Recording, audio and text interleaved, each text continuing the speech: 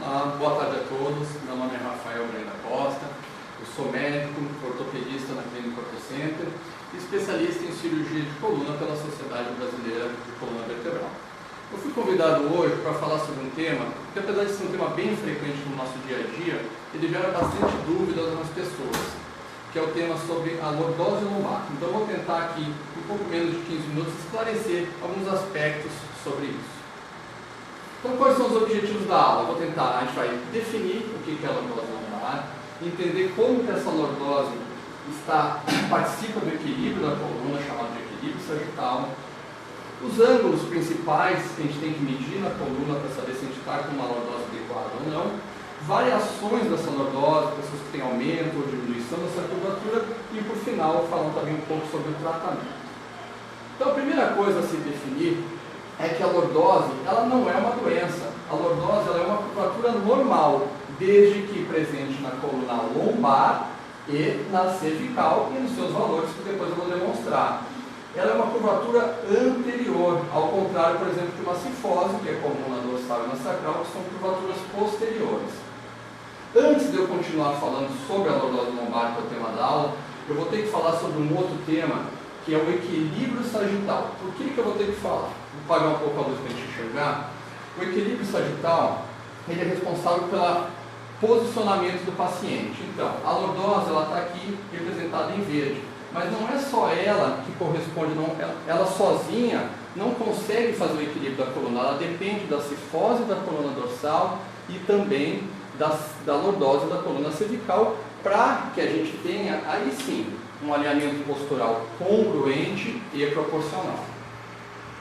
Estou falando sobre um pouquinho disso. Aqui a gente tem o resumo dessas curvaturas: cervical, a lordose cervical, a lordose lombar, a cifose torácica e sacral, mas a gente tem que entender que a postura humana, ela é um conjunto dessas relações. A coluna sozinha não consegue ser responsável por essa postura. E como que isso acontece? Então, para a gente ter um paciente equilibrado, a gente precisa que a cabeça do paciente esteja equilibrada no tronco através da lordose cervical. Esse tronco, por sua vez, ele tem que estar equilibrado com a pelve, tem que ter uma boa articulação do tronco com a pelve, e a pelve, por sua vez, tem que ter uma articulação adequada com os membros inferiores. Quando a gente não tem esse equilíbrio, que a gente fala que é uma perda do equilíbrio sagittal, o paciente pode começar a ter uma série de alterações secundárias, como artrite na região cervical, nos joelhos, alterações nos pés, quadris, e o paciente acaba começando a investigar por causa desses problemas, achando que ele tem realmente problema no joelho, problema no ombro, quando na verdade o que ele tem é um problema secundário gerado pelo esse desequilíbrio, por essa perda do balanço sagittal. Por que o equilíbrio sagittal é tão importante? Por que eu estou falando dele tanto? Por causa disso aqui. Existe uma coisa chamada cone de economia de tipo 7. Esse cone, o que ele representa? Ele foi feito um estudo onde, com base no nosso suporte, no nosso apoio, existe uma região similar a um cone, onde o gasto de energia é mínimo. Então, nessa posição, a pessoa usa a menor energia possível para se manter em pé. E por que isso é importante? Quanto menos energia a gente gasta para se manter em pé, menor desgaste da musculatura, menor fadiga muscular, menos lesões e, consequentemente, menos dores. Como é que a gente sabe quando o paciente está ou não com o seu equilíbrio sagittal correto? Existe uma série de coisas para se fazer isso, uma série de jeitos de se medir, mas o principal deles é feito com um raio-x de perfil, onde a gente vai medir uma coisa chamada linha de prumo de C7. O que é isso? A gente vai pegar o ponto central da sétima vértebra cervical e traçar uma linha vertical perpendicular ao solo. Essa linha ela deve passar entre o disco L5 e S1 ou 2 centímetros do promontório e na linha do quadril ou atrás dele. Se ele estiver assim, ele está numa posição neutra, está no equilíbrio sagittal adequado. Se essa linha estiver para frente, a gente diz que ele tem um desequilíbrio positivo, para trás um desequilíbrio negativo. Por que eu estou falando tanto do equilíbrio sagittal? Porque ele é importante, ele é o foco primário para manter o nosso centro de gravidade. Então, o centro do corpo de gravidade ele deve ter um suporte, e o suporte é os nossos pés, então ele tem que ter essa centralização. E o que é importante, tanto do equilíbrio sagittal como da lordose lombar? Que não há um valor único para isso. ele é um resultado de uma variação de valores que são considerados normais. Eu vou começar a falar um pouquinho desses valores. Então, existe uma série de ângulos na coluna, isso seria um assunto muito mais longo, então vou me resumir a realmente os da lordose lombar. Mas a gente tem que saber calcular todos esses ângulos para saber se o paciente está ou não em equilíbrio. A lordose é calculada por platô superior de L1 e inferior de L5, e se traçam linhas perpendiculares a ela para calcular o ângulo da lordose lombar. Um outro ângulo que eu achei importante colocar aqui, e também vai participar da formação da coluna lombar, é o ângulo o ângulo de inclinação sacral. Por que esse ângulo é importante? Um, porque ele tem relação com a lordose, e outro, porque ele é muito comum de vir nos laudos de... Geralmente, quando a gente pede no raio-x panorâmico, sempre vem lá o ângulo de Ferguson. Na verdade, Ferguson não é um ângulo, é a técnica para se medir esse ângulo. Ele aparece muito também em pacientes que vão fazer concurso público, pacientes que têm em editais das Forças Armadas, os pacientes têm muita dúvida quanto a esse ângulo. Ele realmente é um ângulo importante. Eu vou explicar um pouquinho por que eles pedem tanto esse ângulo. Talvez aqui seja a principal slide dessa aula.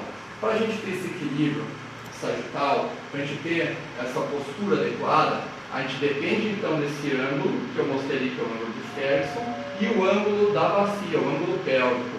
Quando esses dois ângulos estão em harmonia, a soma desses ângulos forma a incidência pélvica.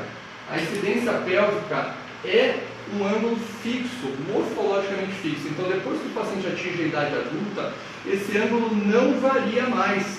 Mesmo o paciente deitado, sentado, ele é um ângulo de definição. Então, a gente tem que saber esse ângulo do paciente, até para ver se vai ser um paciente que tem uma aceitação ou mais de lordose ou não.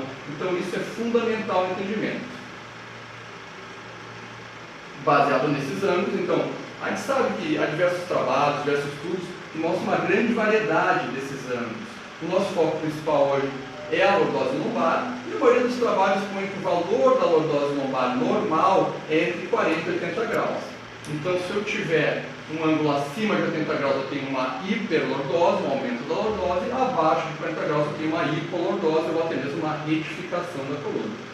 A inclinação sacral, que é medida pelo ângulo de Ferguson, é importante porque tem uma relação direta, ou seja, pacientes com maior inclinação do sacro tendem a ter uma lordose lombar. E outra coisa importante tem que saber, a lordose, como ela tem essa faixa normal, ela vai variar. Então varia, por exemplo, entre as etnias.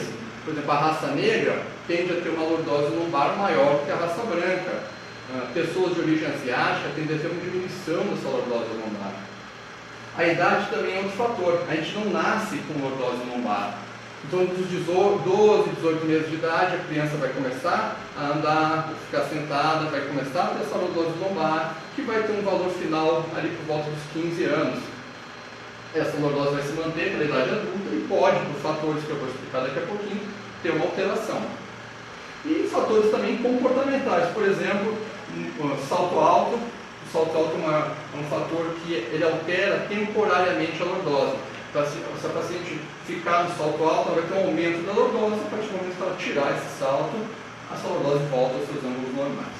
O que faz a variação da lordose? Quais são? Então, diversas causas podem resultar numa alteração da lordose lombar.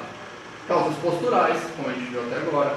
Fadiga, por exemplo, se eu pegar um paciente de manhã, acordar ele, botar em pé, fizer um raio-x, ele vai ter uma lordose. Se eu pegar esse mesmo paciente e fizesse o mesmo procedimento no final do dia, possivelmente esse ângulo vai estar diferente pela fadiga muscular. Fraqueza dos músculos também, como hipotrofia muscular, doenças que levam à degeneração neuromuscular também. Gravidez é um fator transitório, mas que gera um aumento da lordose lombar. Obesidade também. Fatores iatrogênicos, por exemplo, cirurgias podem acarretar em danos nessa curvatura. E o mais importante, se a gente tem uma lordose lombar, aquela de 48 graus, uma lordose lombar normal, não tem uma relação direta de aquela pessoa que tem um grau de lordose maior, ela tem mais dor lombar. Não, essa relação não existe desde que para a faixa normal. Agora, claro, quando a gente sai dessa faixa normal, então eu vou falar um pouquinho de pacientes que têm mais do que os 80 graus, que têm uma hiperlordose. Existe uma série de trabalhos mostrando os efeitos que essa lordose aumentada pode gerar no organismo, ou de forma transitória ou de forma definitiva. Então a gente sabe que A parte de suplemento da região posterior dos discos, ela fica danificada quando a gente tem esse aumento, ela fica prejudicada. O espaço dos nervos que passam aqui, essa estrutura chamada de canal vertebral, é por aqui que passam todos os nervos que vão irradiar os membros inferiores. Com o aumento da lordose, a gente tem uma diminuição relativa desse espaço, e isso pode fazer com que o paciente tenha sintomas que irradia para glúteo, para membros inferiores. Aumento das cargas, com essa posteriorização da carga para a região posterior da coluna, as articulações que ficam aqui atrás, elas sofrem uma sobrecarga, e com isso podem degenerar mais cedo também. Além da coluna, o disco também sofre uma influência. Quando a gente tem um aumento da lordose lombar, a carga que devia se passar por essa estruturinha central do disco, que é o ânus pulposo, acaba passando mais posterior pelo ânus fibroso que envolve, que retém esse disco. Isso pode fazer lesões nesse ânus, pode fazer formações de hérnia, gerando dor em um quadro mais grave. O outro lado são os pacientes que têm uma hipoliordose, ou seja, uma lordose menor que 40 graus, que é muito menos comentado, porque ela não é tão comum gerar sintomas, mas isso pode fazer parte de um quadro clínico muito mais grave, que é o flatback. O que é o flatback? O flatback é quando a gente tem uma retificação.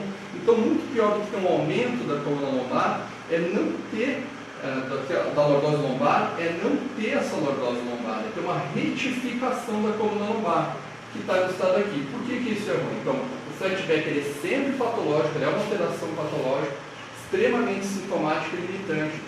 Ele gera uma série de alterações do paciente, alongamento de musculatura posterior da coluna, fraqueza dessa musculatura do quadril, e isso faz com que a bacia rode para trás. No momento que a bacia roda para trás e a gente tem uma coluna totalmente retificada na lombar, a gente tem uma perda do equilíbrio sagital. E aí sim, perda do equilíbrio sagital pode, em último caso, nesses casos até de tratamento cirúrgico. Falar um pouquinho do tratamento, então. Então, primeira coisa, quem tratar? Então, se a gente viu que lordose, quando é na coluna lombar, entre 40 e 30 graus, ela é fisiológica, ela é normal, então esse paciente não precisa ser tratado. Os pacientes que têm um pouco de aumento da lordose, ou um pouco de diminuição da lordose, mas que essa coluna é alinhada, ele tem um equilíbrio sagital e ele não tem sintomas, também não vai precisar ser tratado.